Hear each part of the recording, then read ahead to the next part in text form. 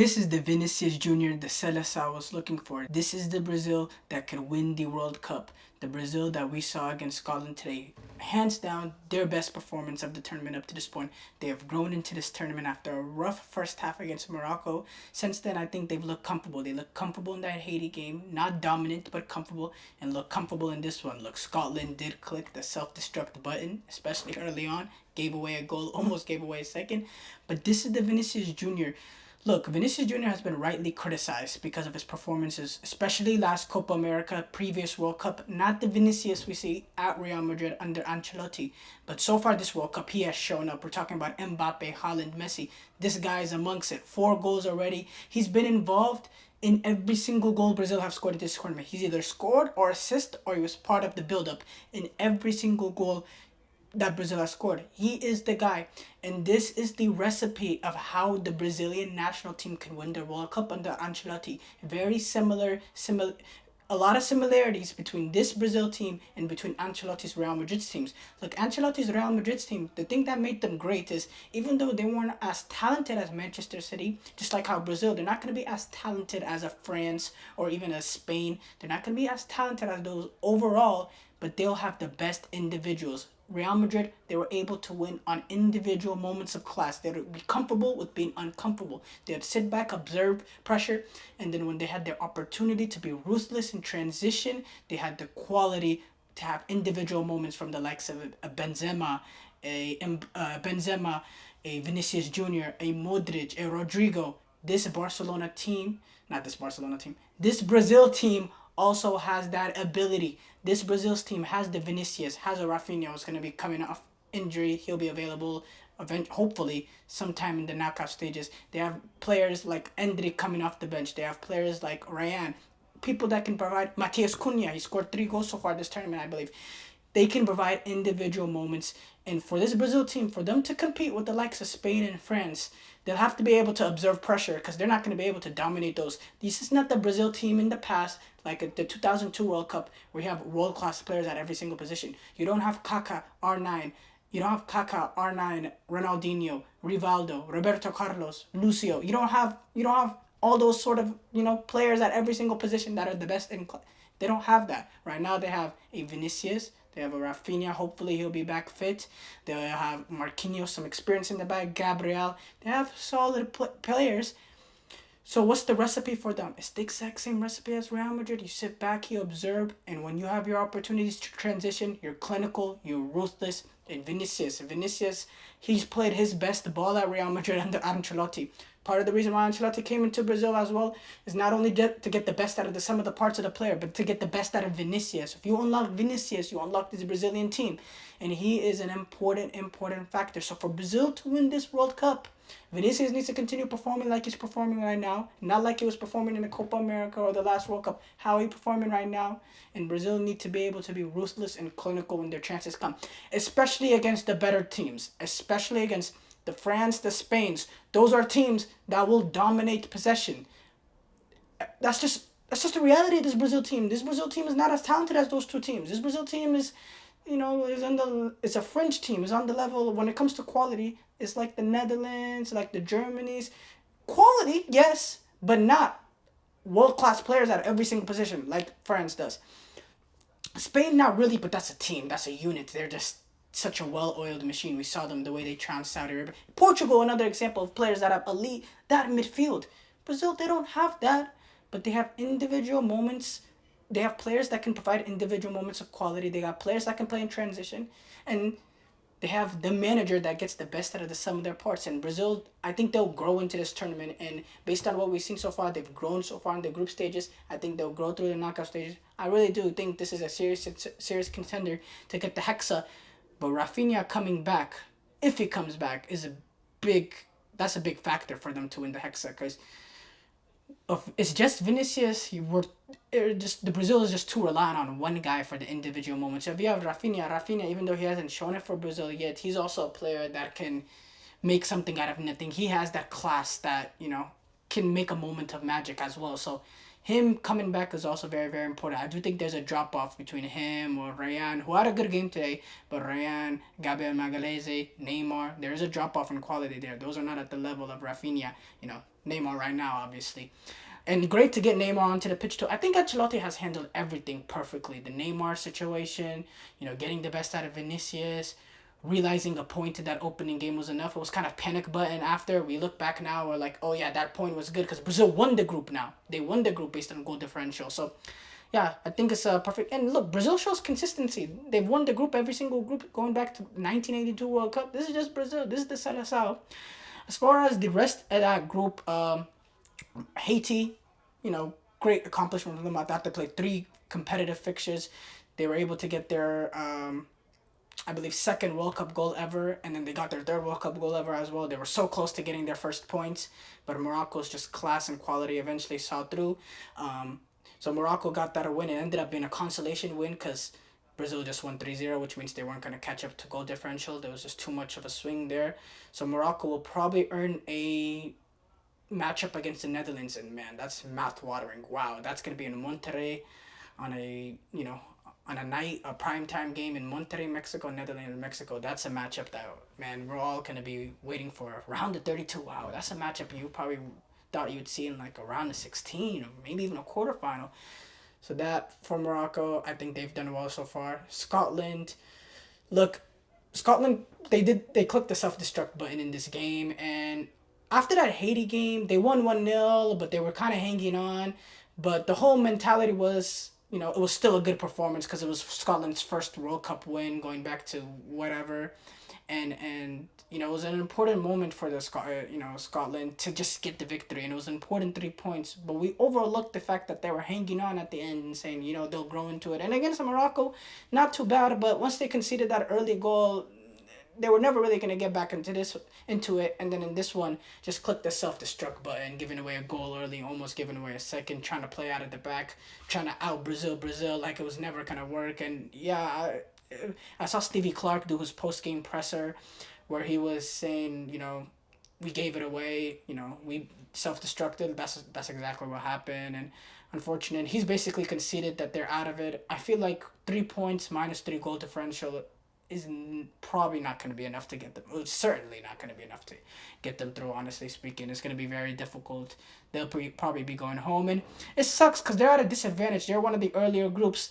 So they have no idea if they need to go and, push and send a bunch of players into the box and push for a goal, maybe to put them -2 goal differential, because they don't know if -3 is good enough or not. And if they push, then they leave themselves susceptible to conceding that 4th goal, then their goal differential gets worse. So they had no idea. Like some of the later groups, they have a big advantage of knowing when, what the threshold is exactly of advancing. That's what I don't like about this format.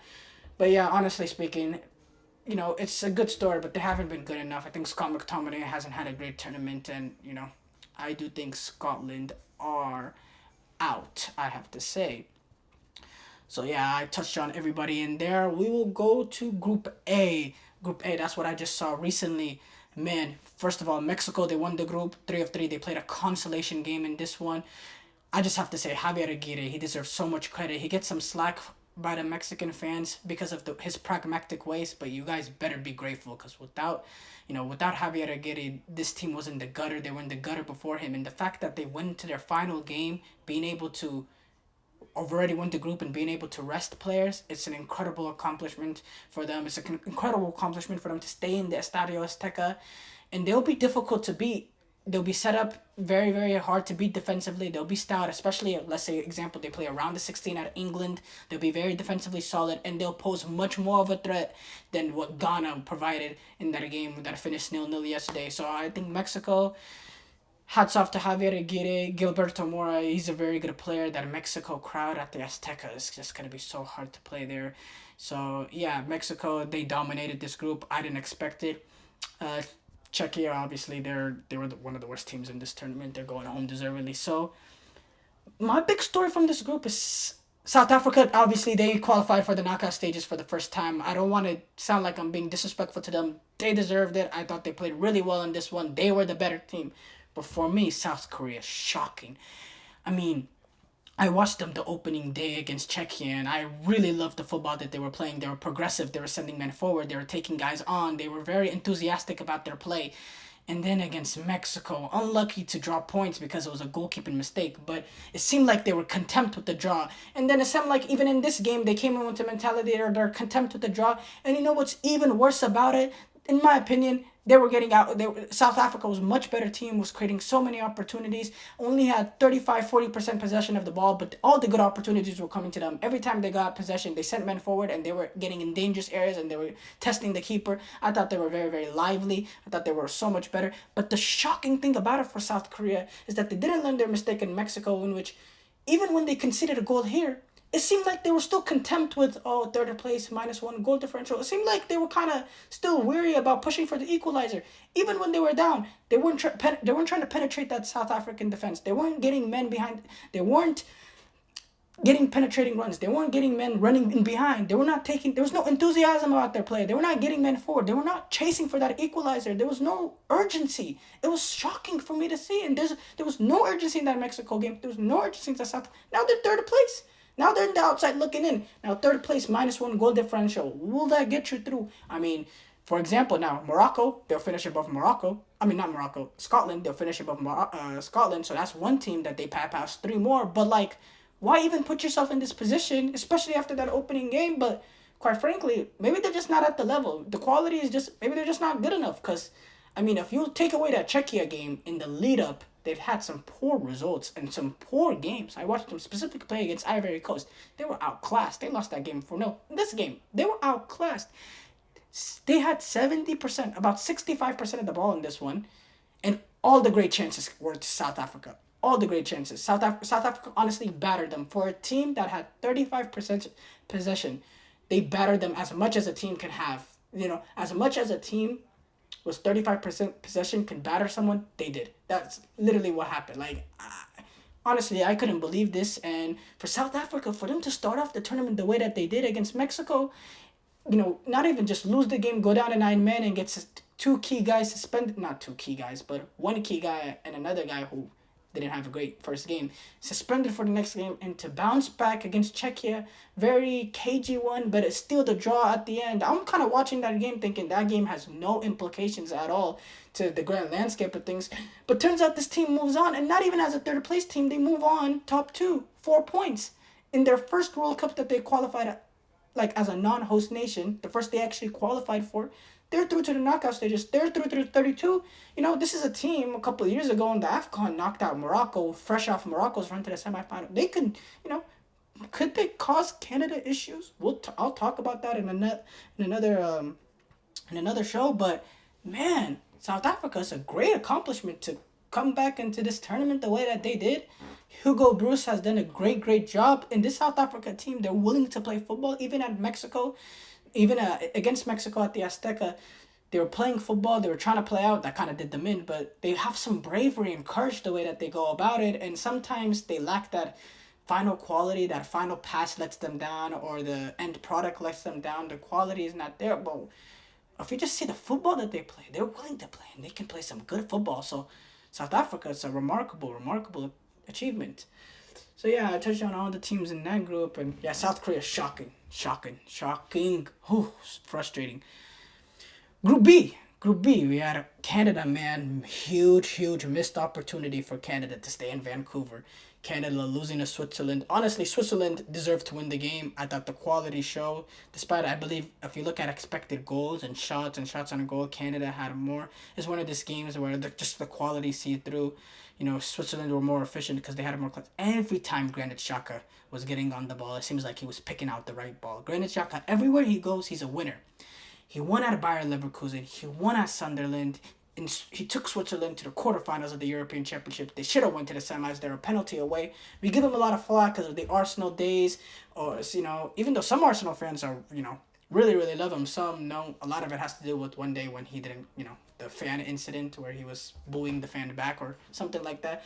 But, man, he's a winner, and he was great in this one. And, yeah, Switzerland, first half, I thought Switzerland was, you know, it was pretty even, but Switzerland was better. But then they came out and just sniped them in the first minute, scoring a goal short after. And it seemed like Canada, they made it they made it a game by being more direct and by raising up the intensity, but it was a little too little too late. They ended up getting a goal, and they were peppering them at the end, but again, too little too late, and it's a big missed opportunity because who knows if Canada get to host another World Cup in our lifetime. It's very, very rare to host the World Cup, and the fact that they missed out now on an opportunity to play another couple of games in Vancouver, now they have to go to LA.